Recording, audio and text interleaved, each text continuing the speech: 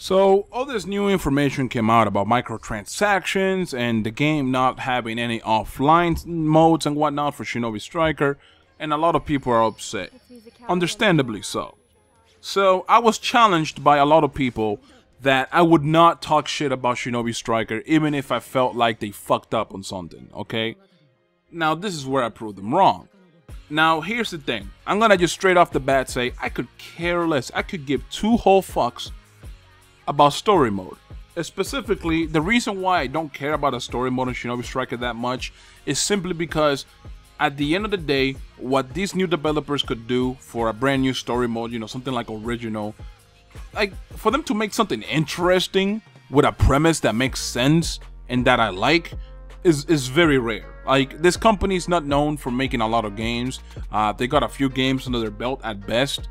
So at the end of the day, I'm not all that upset about there's no being story mode, but I understand the importance of having a story mode, don't get me wrong, and I understand where a lot of people are coming from. Not everybody has a connection, not everybody has a reliable connection, and not everybody likes playing only online. I get that 100%. Plus, this game is confirmed to be a full retail priced game. So if you're paying $60 for a game, you expect it to have most things that other games have, which is the single player, which is normally the story mode, maybe have some extra offline modes, and of course the online setup. Now, the developers of Shinobi Striker, you can tell by the interview that the producer and his team essentially have their they have what I would call a vision of the game. They want this game to work a certain way, and that's completely fine. But what stuck out to me the most when I saw this interview was that they're really only about themselves. They're only thinking about what they want. Because like every time the producer was talking about the custom-made characters and whatnot, he would go on as to, we really wanted you to use the custom-made characters. We want you to play online with this custom-made character. We want you to make whatever kind of character you want. And it's like, dude, I get it, okay? I understand what you're going for.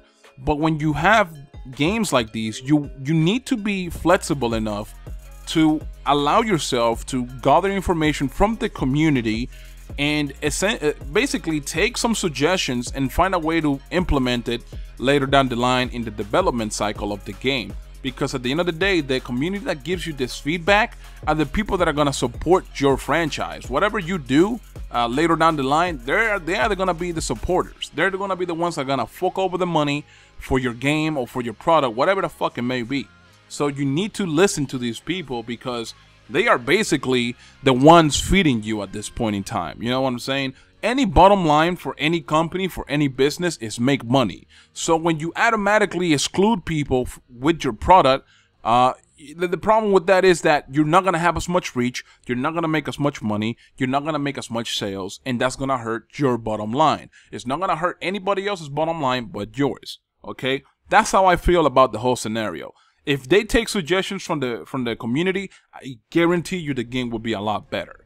But on the other side of the coin, I understand that they have a vision and they're passionate about it and they want to implement it, because at the end of the day, you know, if you're a game developer, you'd like the freedom of making a game the way you envision it. I completely understand that.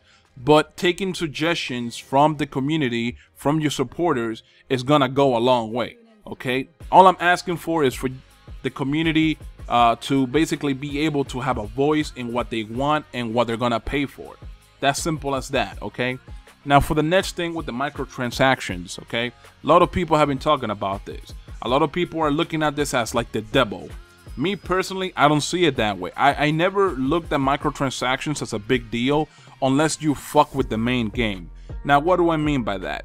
If you make the game extra grindy just so you can make the microtransactions look more lucrative, I'm gonna have an issue with that. A lot of games do this bullshit where they make the main story mode or the main way of getting items like super difficult, so that way they can sell you the microtransactions and basically make more money that way. I don't like that idea. I don't like the idea of you basically having to force me to pay for microtransactions if I don't want to grind 5 hours for one item. You know what I'm saying? A lot of games like to do that shit, and as long as Shinobi Striker doesn't do that, I think I'm okay with the microtransactions being there. Now, the way they explained the microtransaction was that they were gonna essentially just give people a chance to like level up and get better at the game with the microtransactions without hindering the other players that don't pay for stuff. So if they do it that way, where it doesn't hinder me in any way, but at the same time you don't change the way the game works to make it extra difficult for me to get stuff, I'm okay. I'm okay. Let the whales spend their money how they want. That's fine. Just don't fuck up the game with that business practice. That's all I'm asking for.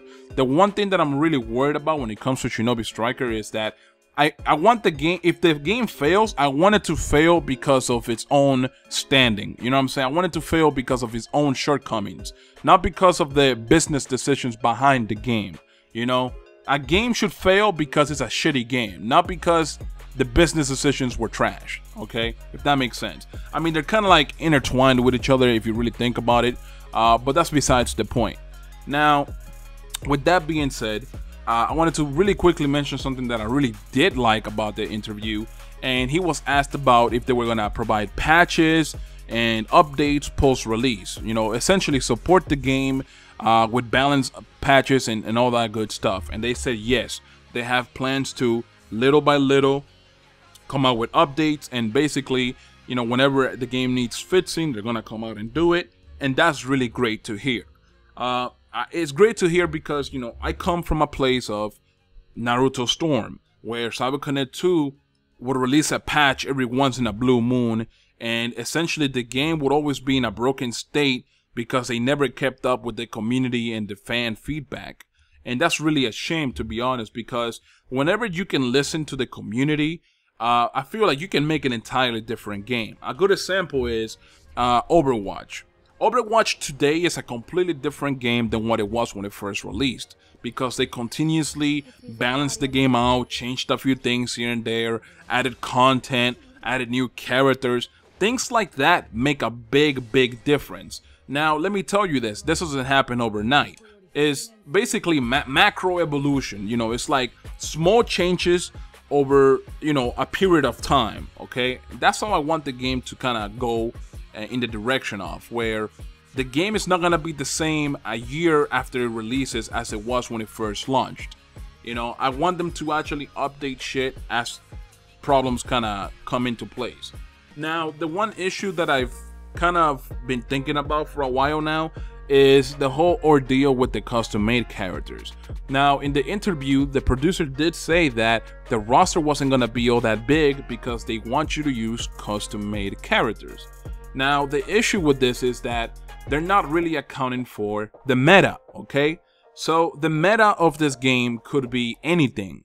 Now, just to give you guys an example, on Dragon Ball Xenoverse, you would always see the same people or different kinds of people using the same moves. And that's because those moves are more powerful than other moves. And essentially, you're going to have the same thing happen in Shinobi Striker, where a specific class is going to have a specific set of jutsus that are going to be more powerful than the rest of the jutsus. So essentially, no matter how many jutsus you put in the game, only a few are really going to stand out and become part of the meta. So when you make the game around the fact that it's about custom-made characters and you don't even bother with the roster characters, that doesn't speak well for the longevity of the game. Because once people get tired of what the meta becomes, the issue that's going to happen is, you know, people are not even going to be able to switch to roster characters to, you know, make the game more fun or more challenging for themselves. A good example of that is like Xenoverse 2. When I played Xenoverse 2, I went and started doing the roster character route because I was getting tired of the custom-made characters.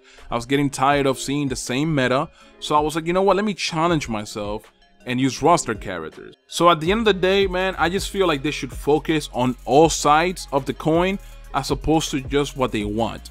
Focus on what the community needs, focus on what you want as well, but just don't make it the main thing. Don't make it the only thing.